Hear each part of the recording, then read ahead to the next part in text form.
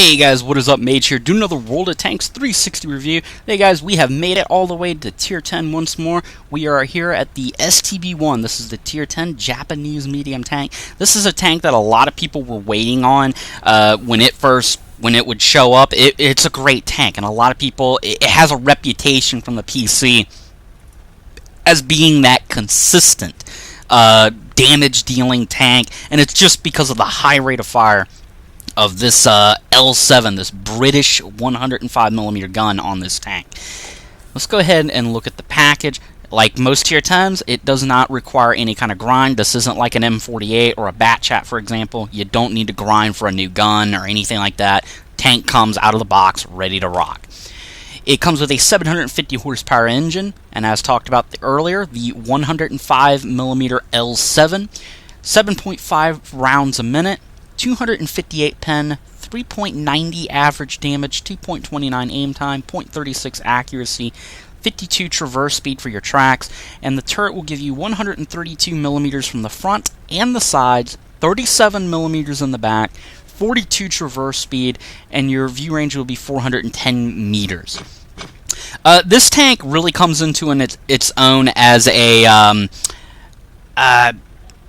as more of a supporting medium tank, and that is because of the obviously its accuracy and because of its gun handling. It kind of keeps it in line. That's what keeps this tank balanced. But it's deadly in the supporting role thanks to its high rate of fire. A lot of times if you're rolling with teammates that have high alpha damage guns, like say an E100 or an IS-7, really good IS-7 drivers will hit a target, and once they know you're backing them up, they will completely ignore that target and aim their gun at somebody else, and meanwhile they're expecting you to tear that target apart for them because they know the rate of fire on this gun. You can finish tanks off very quickly. This is no auto loader, but this tank is a good, suitable replacement for one. It is very quick and agile. It is certainly much more capable in the Type 61.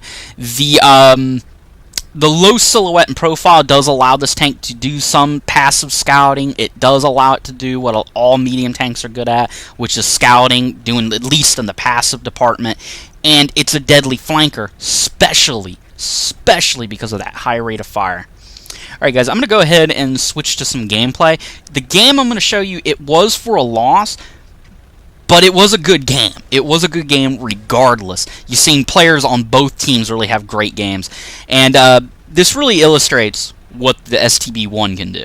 Catch you guys back here in a moment. Okay guys, here we are on Miravanka Standard Battle. Let's go ahead and get equipment out of the way. I run coated optics and rammer as usual on all my medium tanks. I did decide, I think in this instance, I was best suited running a vert stab on this tank. Now, the gun handling is right around what a lot of Tier 9 Tier 9 and 10 medium tanks have, and if I was fine with running the Type 61 without a vert stab, you would think I'd be fine here.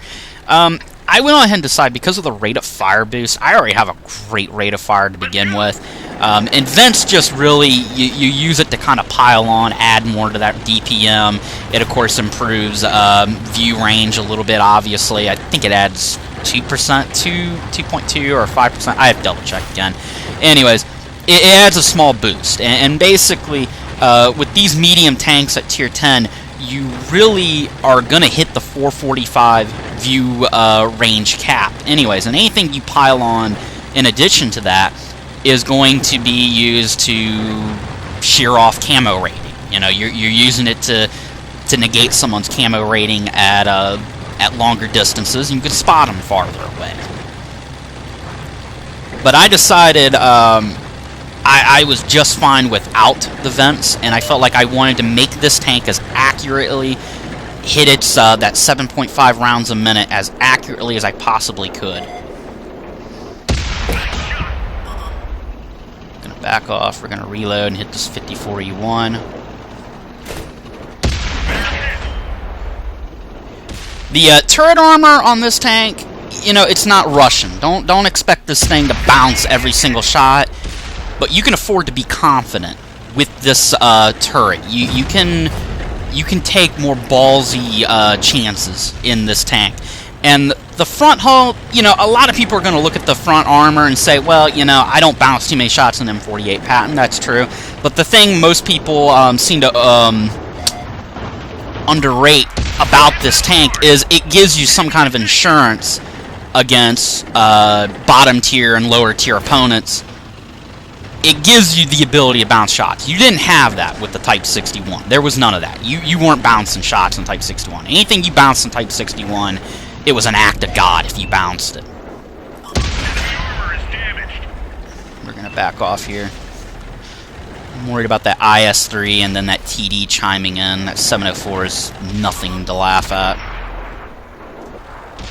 Okay, we're going to... Whoa, IS-3 chimed in much quicker than I expected.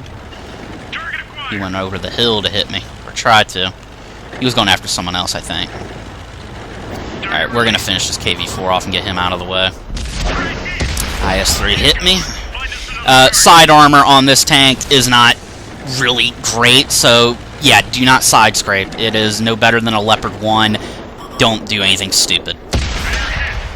Alright, and this 704 looks like he's going to YOLO push me, because, yeah, he's a dirtbag and a TD. What do you expect? Might. Alright, I'm going to help out with the IS-3, get him out of the way. Oh! I'll take it. No complaints. Oh man, I gotta check and see if I actually got the ammo rack and I got all that damage off of him. Awesome. Well, it looks like I've done my damage for today. We're gonna go ahead and move up here. And where this tank kind of steps in amongst the E50M and T62, it is kind of hybrid-like, but it doesn't go back and forth between different tank classes, kind of like the 50M and the 62A. It goes back and forth between two different roles. It's a deadly flanker. I mean, any medium tank's going to be very good at flanking. This tank, of course, takes it to another level.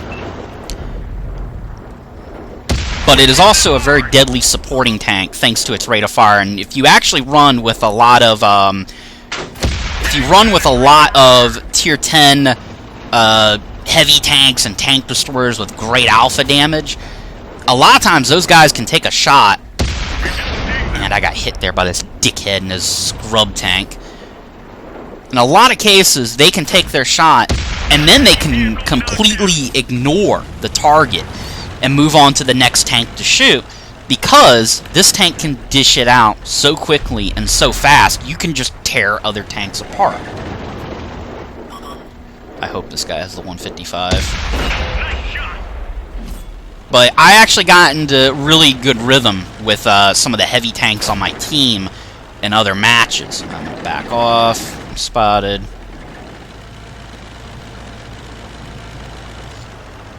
Keep already guessing here. I do find the speed and maneuverability on this tank to be much better than the, Oh, that's what it was. Speed and maneuverability is much better on this tank compared to the Type 61. Granted, the SAW stats are going to troll you on occasion, especially with the gun, but that's what the vert stab is for. That's to give you a little bit of an insurance policy against getting RNG'd BS'd, you know. So you definitely want to do things to make this tank better. That's why I went with the vert stab. I thought it was just a must.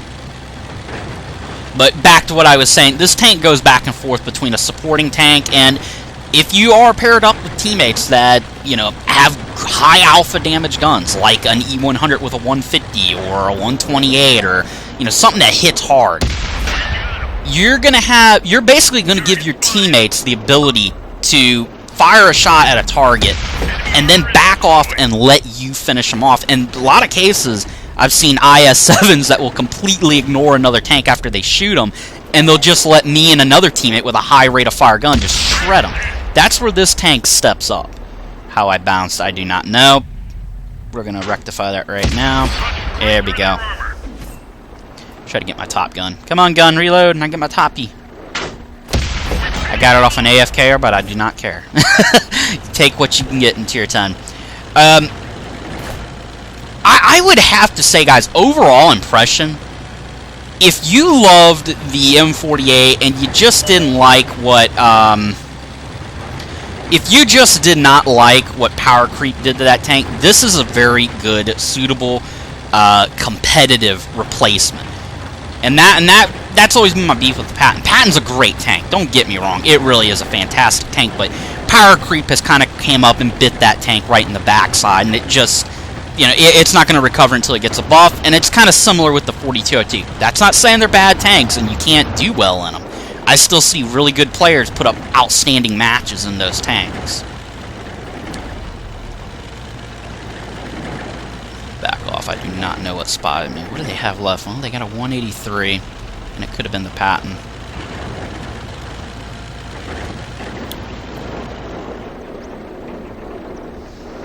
I can't hit him at this rant. Too much debris. I need him to run through stuff.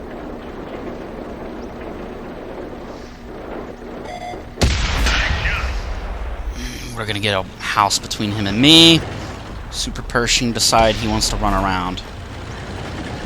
I'm gonna ignore that Pershing for the time being. Right through their armor.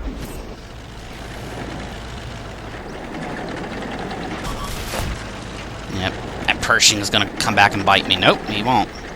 Alright. We're trying to get the cap here. And I have a feeling I'm going to get killed in the process. Yeah.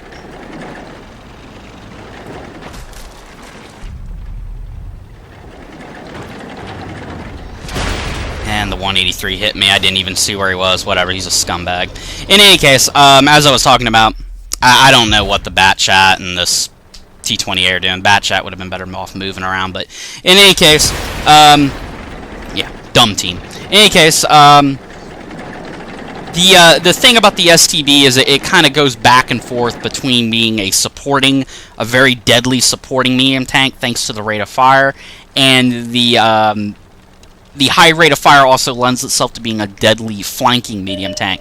In terms of playing more aggressive in the STB, it's definitely more rewarding in this tank than, say, in the Type 61. Type 61...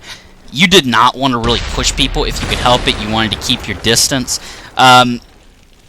You certainly could on occasion, but it kind of sucked when you ran up on lower tier opponents and they could pen you with ease, and you had to really time your when you were going to pop out and take shots at people. Let's go ahead and look at the result here. 7,477 damage, Top Gun, and, you know, that's typical. You can do so great in this game, and your team just flips you the middle finger and just falls apart at the end. Batchat didn't have a bad game, but I don't know what the hell he was thinking sitting there. You know, maybe he ran out of ammo. I don't know. In any case, basically got let down by the team. I did my part. The rest of the team was like, nope, screw you. In any case, that was a very good match. Do I like the STB-1? Would I recommend it? Yes. This is a very good tank. If you're looking for a proper all-rounder tier 10 medium tank with gun depression, I strongly suggest you look at this tank. Yeah, it has a few little quirks with it. The gun handling is an issue. I felt like it was a must to run the vert stab, and not sure if I remembered to talk about this or not, but you could go ahead and ditch your fire extinguisher and run onigiri. I hope I pronounced that right. The premium consumable that will boost your crew's stats. You could use that to compensate for being without vents, and you could take firefighting as a skill for your crew, and that could minimize any damage you take from fire damage. You could run preventive maintenance. That will help, obviously, deal with any fire concerns you have, but this is a very good, strong overall tank.